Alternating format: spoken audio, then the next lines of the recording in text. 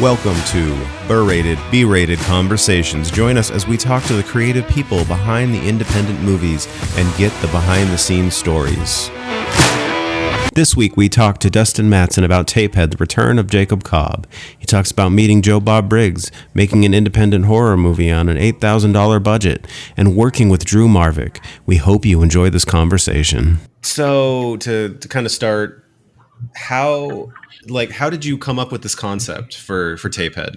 Oh man, that's so originally, I don't know if you guys follow our YouTube channel or anything like that, but we started out doing reviews, and then there was a lot of channels that were kind of biting our steez, biting our style, our color palettes, using our way that we cut and stuff like that, and it started to get extremely annoying. Thumbnails looking the same, and all this other stuff, and so my YouTube partner and I were like, what can we do that nobody else can do? Like, if we just keep upping that production value, eventually we're going to leave some of these copycats in the dust, So it started with, we wanted to make a cartoon, and we had 5 episodes of a cartoon written, and we were getting the all the animation cells and stuff ready.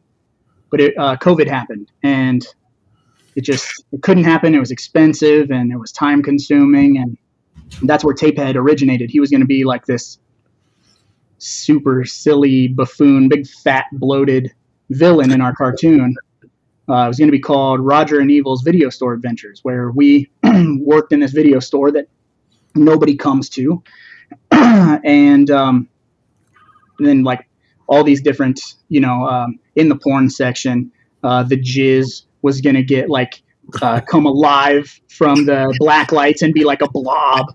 And we were going to have all these different weird horror movie homages.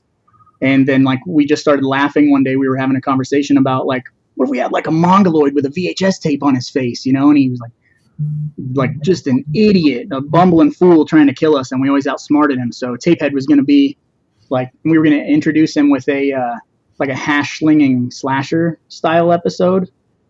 So we were going to do something like that, which is a SpongeBob reference, deep cut. Yeah. So it just started with a cartoon. And when the cartoon wasn't going to work, we were like, well, maybe we could get all of us together, film a short. So we did a short, and I had no idea what I was doing and kind of shit that out. And, Yeah, I kind of feel like that's the best way to do it, because the biggest barrier is just to jump in and do it, because everybody talks about it, but very few people actually follow through. Yeah. So hats off to you for that. I appreciate that. That's kind of our whole mantra is we were just tired of not contributing to the genre, and it felt really facetious of us to be this movie's good because of this, and this movie sucks because of this. And I was like, yeah, but who am I to say that? I'm some fucking idiot. And it really started to kind of bother me a little. And I'm like, I want to create, I want to contribute something so that, some other people can say this is not good or this is good or whatever, but I just want to be a part of the genre. I just wanted to cut my teeth and try to become a filmmaker was kind of my whole deal. Nice. No, I thought it was awesome. I really liked that small town feel. There's, we've seen movies where, not literally, but a band will be like, "This is a small town. This definitely was not filmed in L.A." And you're like, you can't really say it's a small town, But how everybody knew everybody. I know they're acting, but it seemed like everybody's roles, everybody's characters were I don't know, they literally worked together, or they literally did live in that town together, and something like that, So really thought that to start it off with was super awesome. We always try to put ourselves in those people's shoes in that movie. And so, I've lived in a small town. Anthony's lived in a small town. So to be able to be oh yeah, dude, there was these people that worked at the movie theaters or not movie theaters, the Blockbuster type places. Mm-hmm. So yeah, and then the whole concept behind it. There's what do you call it? Without being no PC, Yeah. There's a lot of people that are tiptoeing around eggshells oh, we don't want to say this because it might hurt somebody. We don't want to say this because it might get somebody pissed off. But then it's like, dude, go be able to just go and enjoy yourself for, like an hour and a half. Like, yeah, Yeah. I really enjoyed it. Like, it was super awesome. I really appreciate that, man. Like I grew up in a super small town. That's super true to life. That's all, like the people that I wrote in that script were people that I knew, and I thought it was very important for me to, like, the way that I wrote it. I wanted everyone to have a different voice, but I all wanted them to have kind of the same dialect. You know what I mean? Yeah. Like when you're from a small town, everybody kind of have that thing, where they talk a little like that, where like and they might not even be Southern at all, but they kind of got a weird drawl. Like, and I grew up with guys like that who lost their licenses, and so instead of ever getting their license back, they drove a lawnmower for 40 fucking years. Like, it's that kind of environment. And as far as the PC thing goes, that was a hurdle. When I was writing it, I would read script pages to my wife, who is like my she's my DP, and she helps me with storyboards and everything. Like, we're a team, and she'd be like, I don't think you can say that. I don't think, and I'm like, I think we can. Like, yeah. I'm sure it's not gonna make certain people happy, but and I'm also not. Yeah, and I'm also not gonna like call myself Quentin Tarantino because I am brand new to making movies, but that was kind of my approach, is just let the characters say what you think the character would say. If you're from a small town, you're not PC, you're not like a bad person, but like there's no good or bad. They're kind of like a gray area, Good people say fucked up things all the time. So I really kind of just wanted it to be like that. So no, like it made it feel like so much more like realistic, Like everybody has a town, and then unfortunately there is the town person that gets picked on, Oh, yeah. And so even when the other two boys were there, and they're just like, "Hey, let's go fuck around with this guy," and they put those tapes over on him, They said some other stuff that, like, watch the movie. It feels, so realistic and everything like that you don't have to worry about, like somebody being up, like, oh wait, we can't say that. No, you got to edit it out. No, I think it was awesome. It was a great feel throughout the entire. And it wasn't one of those ones where, like, who was it? Jonah Hill, when he wanted to make Superbad, there's like a certain line, like you have to say fuck 43 times. You have to show a pair of tits 6 times. You have to do this, And so there was parts in it where, like he was saying, like, it's movies about these two nerd high school kids. So all of a sudden they just can't have, like, some hot chick showing them their tits. So, like, we got to make it more realistic. And so that's where, they were at the gas station, look at the Playboy. So, like, okay, that's one pair of titties out. There it is. Yeah. One, so it's not like you were trying to force it on. Yeah. Like, so I think that was really awesome. Like, reminded, like we said, back in the small town. Yeah, it's kind of a weird approach. Like when I was writing it, because my kids would be at school, my wife would be at work, and I'd write out these lines of dialogue, and I'd just kind of walk around and say them out loud. And if I felt like something needed a contraction or whatever, I'm like, people don't speak super proper. So I just kept like chipping away at it and whittling it away. And it was super hard for me to write, like, make smart dialogue sound dumb. Is that like, that's, yeah. You know what I mean? Like, yeah. And also make it so a bunch of the people who are in our movie who have never acted before, they're not saying something that they've never said in their entire life. I didn't want to give someone like a big word, like 10-cent word, like you have to say onomatopoeia. I don't even know how to fucking pronounce that or whatever, like, so you sound weird when you say it. Like, for the most part, like the performances in our movie, they're a little stiff. They're a little wooden, because these guys aren't actors per se, but, man, like everybody had a blast and they had so much fun. And it just, to me, it like bleeds on the screen where I'm like, the people who get it are going to get it. And the people who don't get it are going to be like, this is trash. And like, I'm totally fine with that. Like that Don Dohler-esque movie, Oh yeah. I mean, because like a lot of this I did really relate to. It's like I worked at a video store. I worked at the major chain. I worked at Hollywood Video. Nice. But I would always rent from like the local place because the local place had the better movies. Absolutely. Instead of having like 98 copies of Hannibal, they had, you know, like a couple Microwave copies. Massacre, yeah. Yeah, like they had the better stuff. But yeah, I really enjoyed like when you said the acting was a little stiff. I mean, it did remind me kind of like the original Clerks, but that was more like it took me back a little bit. Nice. Where it felt fun. That's awesome that you brought up Clerks, because when we put the short film out and we started hitting the festival circuit, a lot of people were like, you know, again, like if this isn't your thing, you're going to hate it. But if it is your thing, you're going to think it's hilarious. And people were saying it's kind of like Clerks meets Hatchet. And that couldn't have been like, I can see that. You know, you couldn't have said it any better. I was just like, oh my God, somebody understands. You know?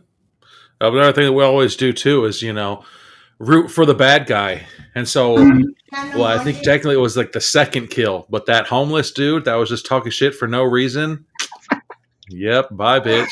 Yeah. That was the other one for no reason at all. Like, why the would you talk to somebody like that?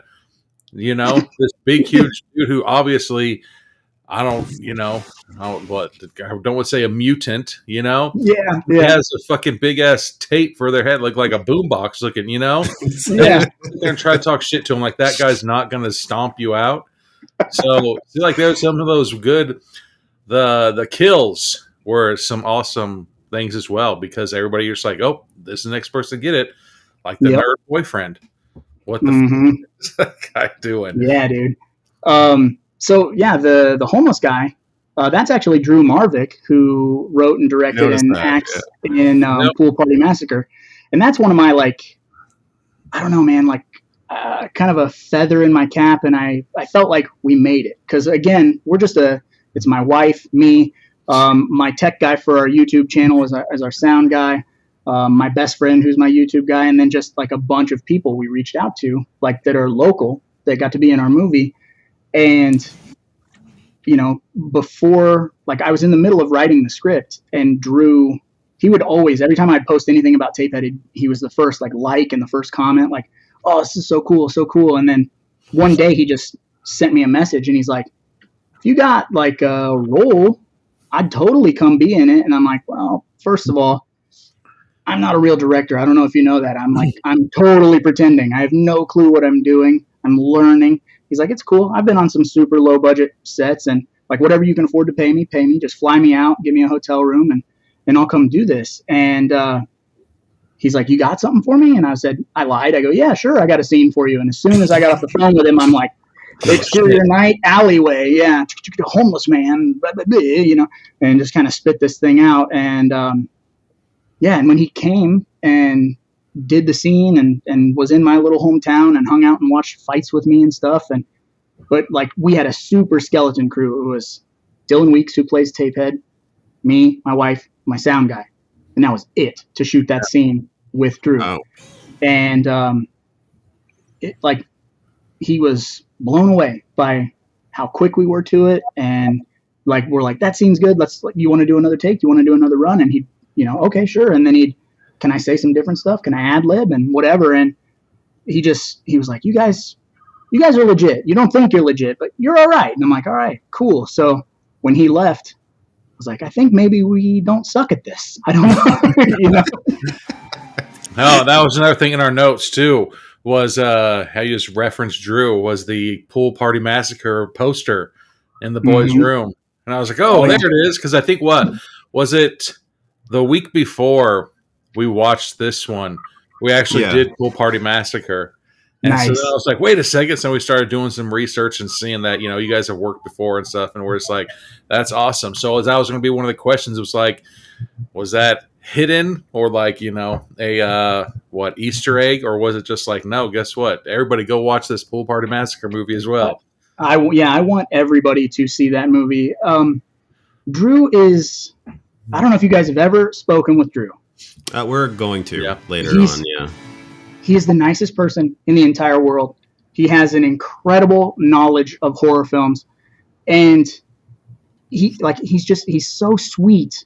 So you know what? He's probably going to make fun of us, actually. So we did meet him, and I was like, God damn it! I swear to God, I know that fucking guy. And I kept looking, and like we sat there for like I'd say 10 minutes, 15 minutes in front of them, like talking and kind of just looking and everything like that. We were going to go. I was going to go meet Dave Sheridan. Felissa, Anthony wanted to see Felissa, but like I was like, this guy has been. I know this guy. He looks super familiar, you know. But I didn't want to be that dipshit who's like, hey, who the fuck are you? You know? Right, yeah. So, like, if he ever listens to this episode, edit all this out. No. We were there. We were out here in Vegas, and we were at, Nightmare Toys, and he was there, and I was like, nice. God damn it. I was like, I know that we should have said something to that guy. Like, I know he's been in shit. And I think literally, like, that night, we watched the movie, and he was in it. We're just like, that's that fucking same guy right there. And we started looking it up. We're just like, God damn it. We're like, that was him, you know? So if we ever do, you know, talk with him again, he's going to be like, hey, you bitches. Like, you were standing in front of me for like 15 minutes, didn't even, you know, because, I think he was even wearing the shirt, too. Probably, yeah. Yeah. But that's what's so good about Drew is he is such a good guy that you cannot help but root for him. He totally understands this whole P.T. Barnum aspect of being an indie filmmaker. Like, you're only as good as your poster, and if you're not personable, your movie will come and go and disappear. And Drew knows how to have a beautiful table, bring props, be super nice with people. And like when he was here, he was just schooling me because he works when he's not making horror films and getting killed in horror films. Like he works on commercials and all this crazy shit that he's done. And he understands the game, and I'm so new to it. And he's just like, that's first and foremost. Like, have cool merch, have a cool poster. Because if you go to a convention, people will want to buy your movie if it has a cool poster. And so, yeah, he's a wealth of knowledge. And you guys definitely are going to love talking to him. Oh, yeah. Yeah, so you mentioned the short. So you go from short to feature, and kind of the thing that caught my eye to this one really was I saw the Joe Bob Briggs shout out. Yes. Which that's got to be really cool for like an indie guy. Joe Bob is my hero. So, yeah, that's actually where 3B video on YouTube started, because when I started it, he hadn't had his resurgence. You know, he wasn't on Shudder. So we had that drought. We had so many years without Joe Bob. And I used to write him letters every week when he was on Monster Vision when I was a kid. And so when I decided to start a YouTube channel, I'm like, what am I going to call this? Like, we'll call it 3B. And my wife's like, I don't know what that means. It's Blood, Boobs, and Beasts. It's the 3 Bs of horror. And that's like, I learned that from Joe Bob. And so when I was doing my reviews, I would always have what I called Rotten Rogers splatter facts. And they're just like drive-in totals, 10 dead bodies, 14 titties, chainsaw dismemberment, yada, yada, yada. And like, then the methods of death and all this different stuff. Like, so it was just my way to pay tribute to him. And we met him, I can't remember what year it was, but he was still before Shudder picked him up. And he was like traveling and hosting movies, and he hosted Texas Chainsaw 2. And he did like a meet and greet beforehand, and then talked for like a half hour before the movie, and then talked after the movie. And so I told him, I'm kind of an aspiring filmmaker, and he was like, fuck that, dude. Make a movie. Don't aspire to make a movie. Make a movie. Like, do whatever you have to do. And so he was super cool with me and like down to earth. And I don't know, I just like, yeah, I love him. So having him give us advice about Tapehead was insane. And yeah, I can't share that enough. Like, I can't put that on the internet enough. That's awesome. But yeah, I mean, so like what was the process of going from short to feature? Like where did you change or move or do whatever you did with your story and your characters? So when it came to the short, We basically took the 5 episodes of the cartoon and we just kind of whittled them down. And we're like, well, this piece is funny. This thing's funny. And like all the things that surrounded Tapehead. And we shot that first short in 4 days with like no money. And again, we had no clue what we were doing. So I'm not sure. But in my brain, every time I would look at the monitor, I'm like, I'm making Evil Dead. I'm a genius. This is amazing. And then when we got into the edit, I was like, oh no, I made Evil Dead 2. Like, I did not make Evil Dead 1. I accidentally made the funny movie that I wasn't trying to make. And so I actually, like, I love and hate the short because the short did not turn out the way I wanted it to, no matter what we did to tweak it, because it's just 3 fat guys sitting around a table and no one wants to look at me. So when it came time to, as soon as the DVD and Blu-ray came out, Dylan Weeks, who plays Tapehead, and I were already on this. Like, we want to do it again, but if we're going to do it, let's do it right. Because I didn't have the money. So you'll notice in the short, Jacob looks exactly the same alive as he does dead. And if I had the money, he would have come back emaciated and been a corpse. But I didn't have the money. So with this feature, I was like, first and foremost, we'll just use some footage of him when he gets killed so we don't have to reshoot that. We'll just chop it up and make it look like it's old. And then we'll give him a whole new look and make him menacing. And basically just went back to the drawing board and figured out all the things that I missed out on with the short that I wanted to do with the feature. I wanted Jacob to be intimidating. And, I mean, kind of scary. I think he's kind of scary, but, like, I'm biased, obviously, because I had to stare at him every day for fucking 16 hours while we were editing that movie. But, like, yeah, just trying to go back to the drawing board and then hit all those beats that I failed to hit in the short was, like, my main goal. Is there a place to see the short?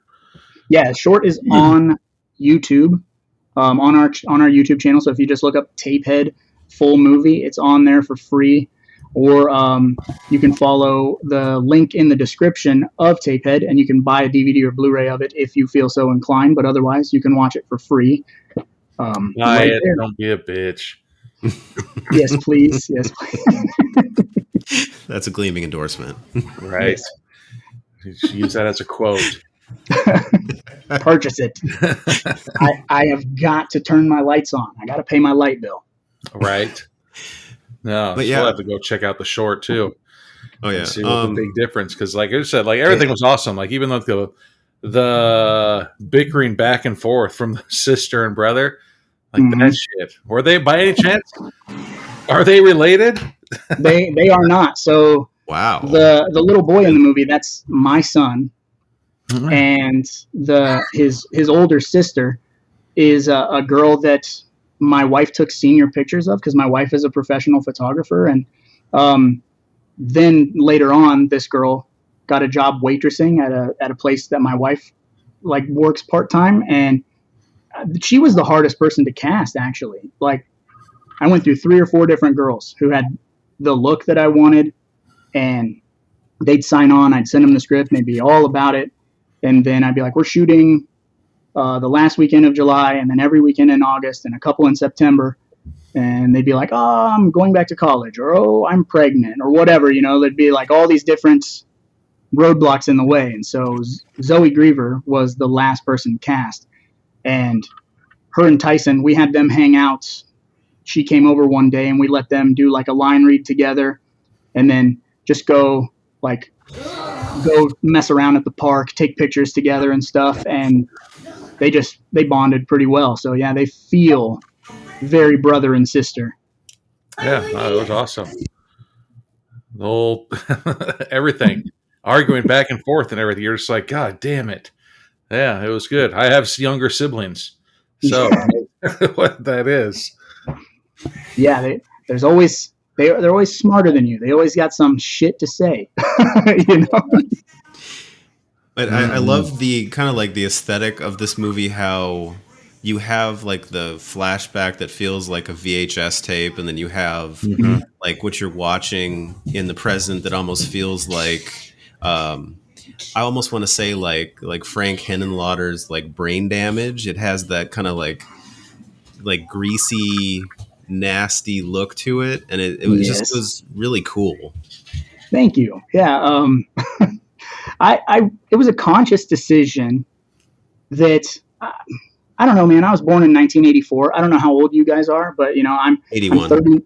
I'm 30. So I'm 39 years old, and I hate like modern times. Modern time annoys me so much with all the social media and all the bullshit. And so when I was writing this script, it was so conscious of me to be like, yeah, this is supposed to take place in 2021, but they have a house phone. Who the fuck has a house phone? They have this old console these days, dude.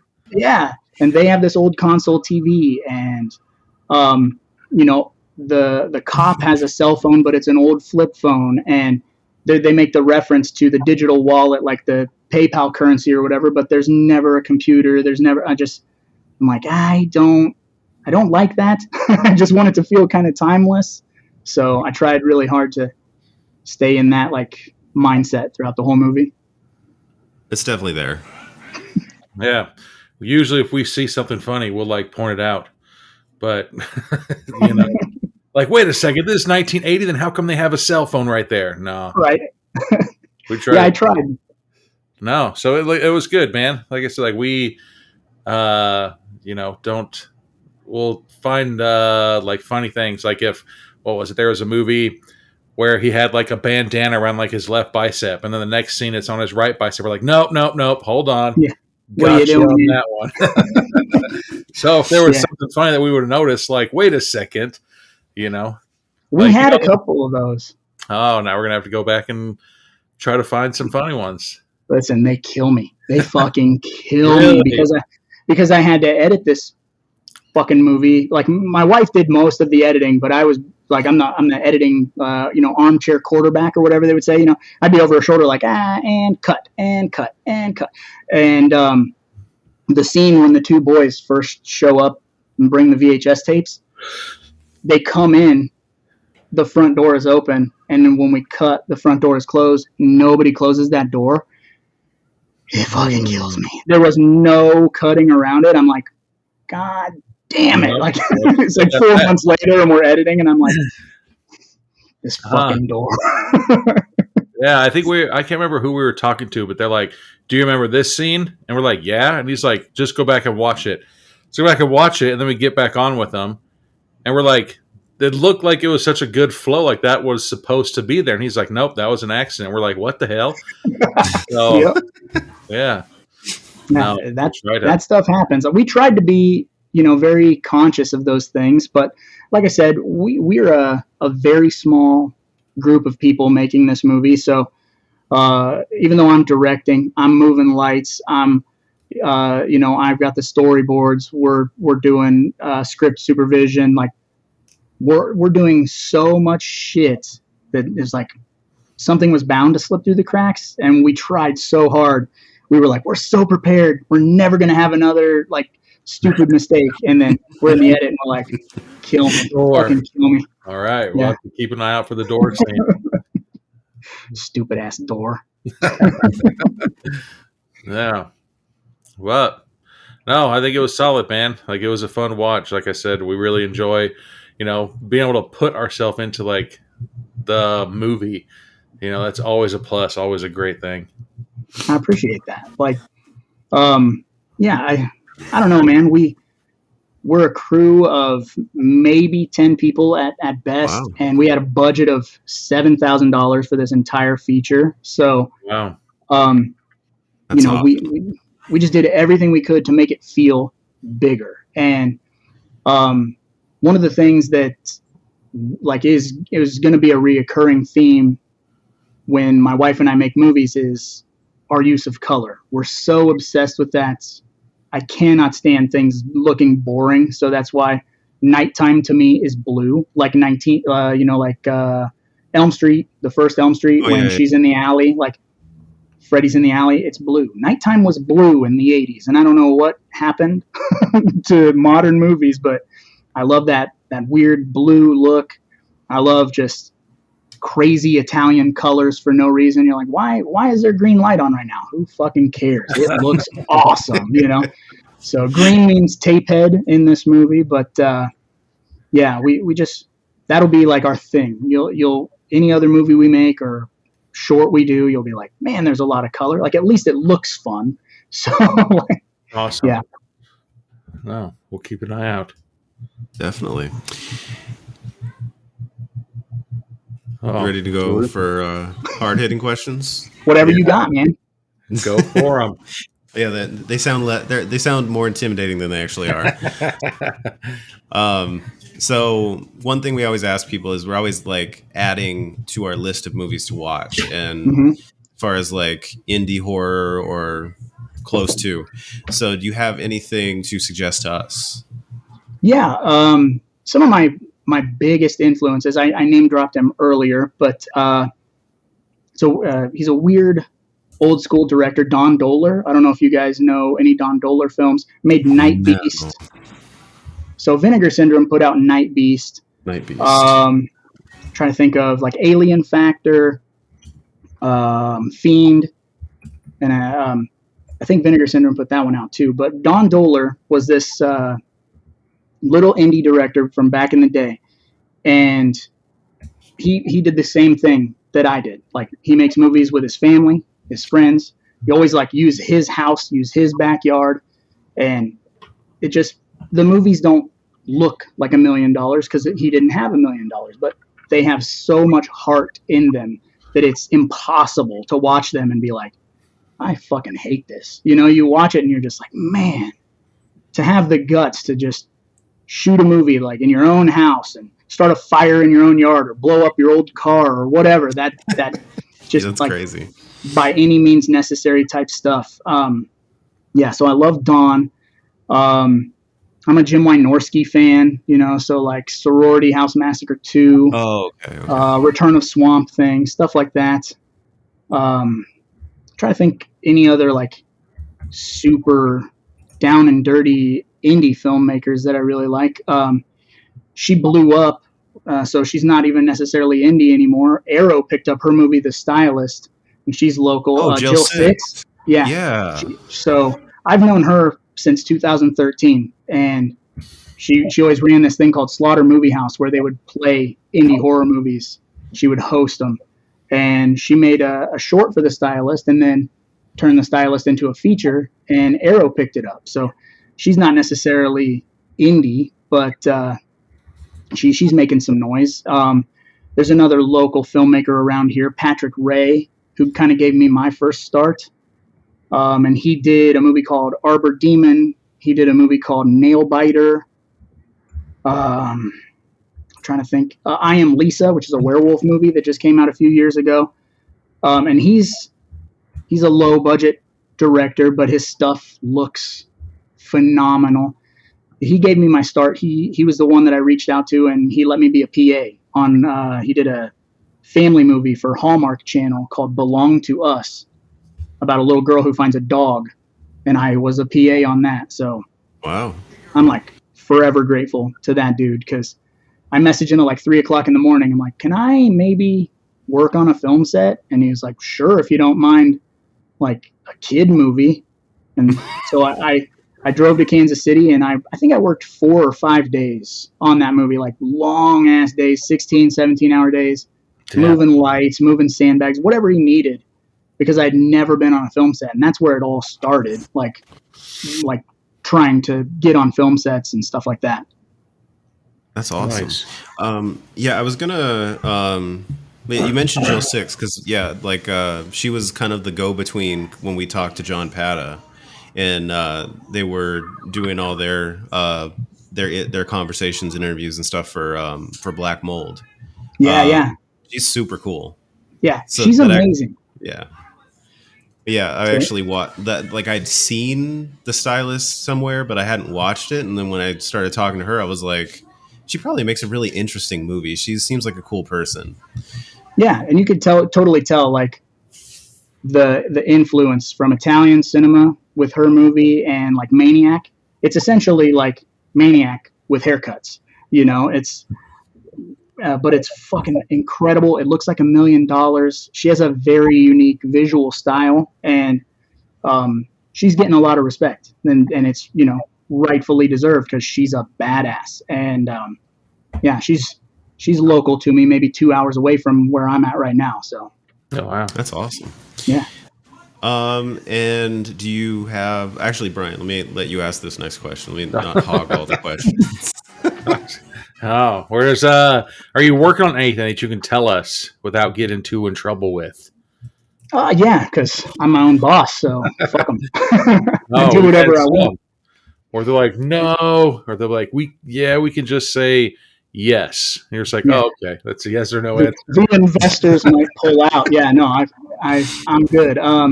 We're actually in the middle of I'm getting all the props and stuff right now because I'm shooting a mock trailer next month, and it's a little silly thing. So I suppose I can break it here because I haven't posted it anywhere.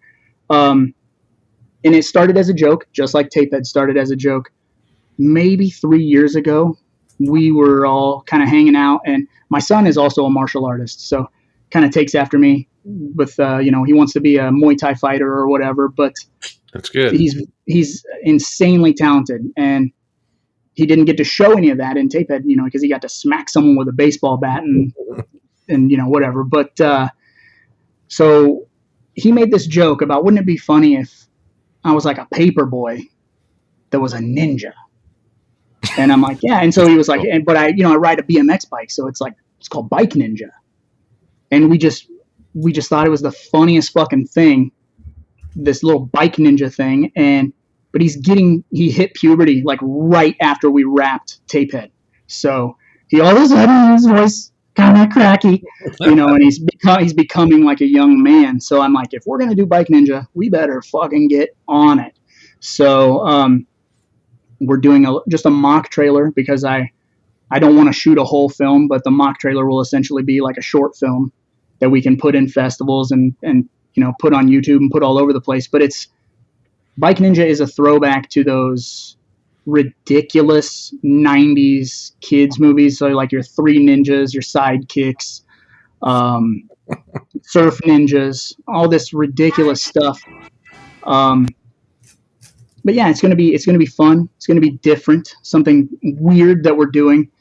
And I promise it'll still have the same kind of feel. It'll still be violent, but that's awesome. Yeah, just something we wanted to do, and I wanted to feel like a 90s kids movie, but then ramp it up and make it almost like a Turbo Kid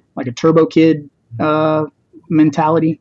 I don't know if you guys have seen that movie, but it's amazing. Yeah, he has that weird hair, yeah. Yeah, and he's got the laser gun on his hand, yeah. It looks kind of like, what was that? Every time I saw it before I saw it, I always thought that was like Meteor Man, the old game. Yeah. And I was like, I remember the movie with Robert Townsend, Meteor Man. No, there's a video game that was it was so awesome. They try to redo it, and you're just like, God damn it! You screwed it up. Yeah, so Bike Ninja's next, and that's just a little thing that's going to be like maybe a 3-4 day shoot, and then after that, the next feature, which I'm going to take like a year off because we're going to hit conventions and try to give Tapehead some legs. But after that, the next thing is the reoccurring thing in the short of Tapehead and the feature of Tapehead is my son is always reading this comic book, Dr. Schlockenstein, which is kind of like a throwback to a Tales from the Crypt.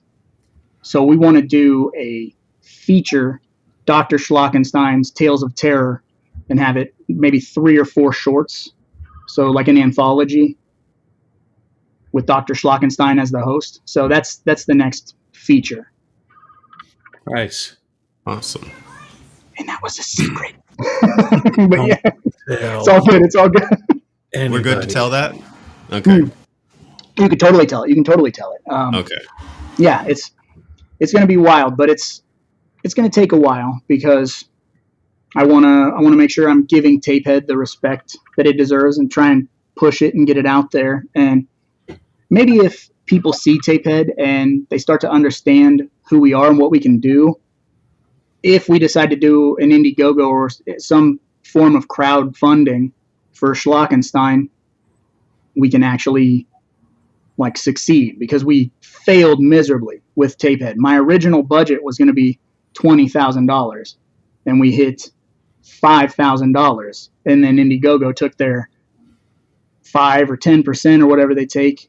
And then my wife and I had to save up some money just to get us to $7,000, because the short was shot for about $5,000 in 4 days. And I was like, now you want me to take $5,000 and shoot a feature? Holy shit. Feeding people every day, giving people money when they're here. Like, that's stretching it pretty thin, with buying props and things like that. So, but yeah. Wow. Oh, but it turned out great, man. Yeah, it did. All right. And then I guess last, do you want to tell everybody your handles, where everybody can find you? They're right on my sides. No. Yeah. So on Instagram, I'm Dustin Mattson 3B, Mattson. On YouTube, it's 3B Video is our channel, and that's where you can find the majority of things we do. Any podcast app that you use, you can find our podcast, which is called the Deep Cut Podcast. And yeah, that's about it. Otherwise, you can find me on Facebook at Dustin Mattson, and keep up with me there. I really am not, over the past year or so, I've gotten kind of sick of social media, but I do like Instagram, because I don't have to deal with any crap. It's usually people like, check it out, I own Toxic Avenger on VHS. And I'm like, yes, you do. And you are cool. So I don't have to deal with any crap. Yes, I think that's our major one, is Instagram. There was a, can you get on TikTok? I'm like, nah. I can't do it. No, right? I just can't do it. Oh, yeah. But I suppose if I had to have like any like parting words for you guys, I don't know necessarily your audience. I'm sure that your audience, there's probably a lot of aspiring filmmakers out there. And the best advice that I have is just stop talking about it and do it. Make something. And you don't have to have $1 million equipment. Unsane was shot on an iPhone, and it's brilliant. You know, shoot with what you have. Drag all your friends, your parents, your uncles, whoever you can, and ask for every favor that you could possibly ask for. You want to shoot in a laundromat? Go fucking beg the laundromat people. Give them $20 or $50 or whatever you can spare, and make it happen. Just ask every favor and make something stupid, because it's, you know, that's where it all starts, is you got to fail up. Make something crappy, make something less crappy, then make something less crappy and less crappy, until people are like, that guy's kind of cool or whatever, you know. So just put in the work and stop talking, you know, for sure. Awesome. Oh, that's awesome. I love you guys. Wait, now. Thank you for listening to this podcast. This podcast is available on all major podcast networks and YouTube.